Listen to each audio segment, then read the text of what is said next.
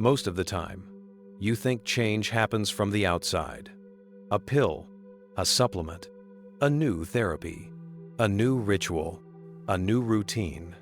We believe we need something to fix us, something to unlock us, something to stabilize us, something that comes from outside of us. But what if I told you that sometimes nothing from the outside is actually doing anything? What if the thing that heals you is actually just you? What if the brain has a way of tricking itself into healing itself with nothing but belief? This is the strange world of the placebo effect, and today we are going to enter it. The placebo effect is not simply fake medicine. That's what people think it is. But placebo is not about faking results. It's about unlocking them. A placebo is something without an active ingredient, a sugar pill, a saline injection, a sham procedure, a fake surgery, a made-up treatment. And yet, people get better.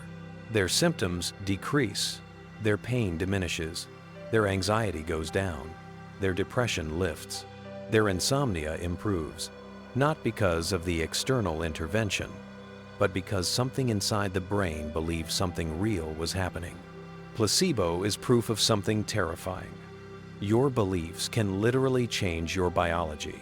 The placebo effect is not a trick. It's a mechanism the brain has always had, but we rarely use consciously. Your brain does not passively observe reality. Your brain predicts reality constantly. It doesn't wait for data. It assumes. It anticipates. It decides what something should mean. So when you receive a pill, your brain predicts what should happen next. If the context says, you will feel less pain, you will sleep better, you will be calmer, you will heal faster, your brain anticipates that outcome, and that anticipation is enough to trigger endogenous opioids, endogenous cannabinoids, dopamine, serotonin, endorphins. These are real chemicals, real neurotransmitters, real hormones. Your brain produces them just because you expect them. This is not superstition. This is physiology. Expectation changes, pain perception, immune response, stress response, inflammation, mood regulation. You experience something physical because you first experienced something mental. The brain is not reflecting the world. The brain is constructing it. If belief can create healing, then belief can also create sickness. Nocebo, the evil twin. When people expect harm, they get harm, even if the thing that harmed them never had the power to do anything. Symptoms become real, not because there is a real cause, but because there is a real expectation. This is how fragile we actually are. Your mind can heal you, and your mind can destroy you, which means your enemy is not always the outside world. Sometimes your enemy is your own expectation. Every day, you are taking placebos, but you don't call them placebos. You call them morning routine, cold shower, pre-workout ritual, my lucky playlist, my best pen, my ideal workspace, my affirmation. These are psychological anchors that tell your brain, now we heal, now we focus, now we can do the thing. The object is meaningless. The meaning is everything. What matters is not the object. What matters is the interpretation. And this is where placebo becomes more than science. Placebo is a framework for understanding reality. Because if meaning creates biology, then living is not about collecting objects. It is about selecting meanings. Religion understood this centuries ago. They built rituals, symbols, sacred objects, prayers, holy places, holy water, holy books, not because the objects were magical, but because the context gave the brain a place to send meaning, and meaning is the true active ingredient. There is no difference between an expensive supplement and a candle you light before bed. If both trigger the same physiological cascade inside the brain, we think we are rational creatures, but we are ritualistic animals. We need meaning to anchor ourselves. We need stories to orient ourselves. We need belief to activate ourselves. Placebo is not fake. Placebo is a technology, an ancient technology, powered by belief. The placebo effect is so powerful that medicine is terrified of it. Because if the doctor admits your belief helped you, they are afraid that patients will lose trust in medicine. But here is the paradox. The placebo effect is strongest when you trust the person who gives it.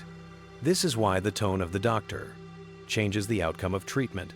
This is why a confident voice is biologically more healing than a flat voice. This is why human connection is a part of medicine. A doctor who looks into your eyes and says, "You're going to get better," can trigger more healing than the chemical they prescribe. This is uncomfortable for science because it forces us to accept a disturbing truth. The story is sometimes more powerful than the substance. The brain wants coherence. If coherence requires a lie, the brain prefers the lie. This is why rational arguments are not enough to change someone's mind, because their brain is not protecting truth, it is protecting predictability. This is why people can cling to beliefs that harm them. Belief is not a cognitive accessory. Belief is survival logic. The brain would rather suffer in familiar patterns than risk entering the unknown. Placebo is a crack through the wall, a place where expectation becomes power, where belief becomes biology. You already lie to yourself. You already create meanings. You already exaggerate. You already distort. You already have a fantasy world running under your conscious world. Placebo is not asking you to start lying. Placebo is asking you to lie intentionally, to use the structure of belief as a tool instead of a trap, to say things like, "I'm entering high focus mode. I'm capable of enduring discomfort. I respond well to challenge." These are not affirmations.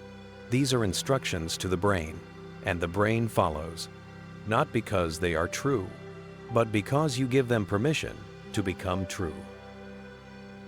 The placebo effect is a bridge between two worlds, the subjective world of beliefs, the objective world of biology.